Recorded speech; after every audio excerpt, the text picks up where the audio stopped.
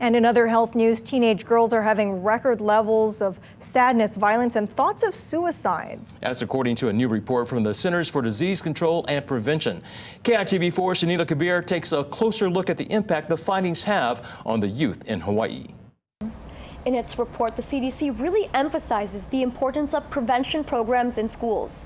Here in Hawaii, local organizations are working with schools and legislators to fight the biggest cause of concern here in the islands, which is sexual abuse. Often personnel at the school are the trusted adult that they feel comfortable confiding with, which may be the teacher, but might equally well be the cafeteria worker or,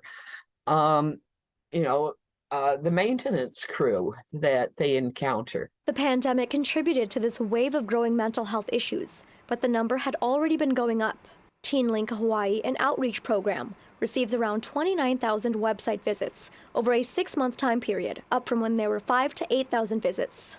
We work with the Keiki Caucus of the legislature and a variety of youth-serving agencies to put on a Children and Youth Summit at the state capitol building. And the youth come up with 10 specific recommendations for legislative action that will make Hawaii a better place to live. Thoughts of suicide in teenage girls have gone up by almost 60% in the past decade, which means almost 1 in 3 teens seriously considers taking their own lives. Every 10 teenage girls that you know, at least one of them, and probably more, have been raped. 18% said that they'd experienced sexual violence in the last year, and the situation is unfortunately as consistently poor for youth who identify as lesbian, gay, bisexual, or questioning.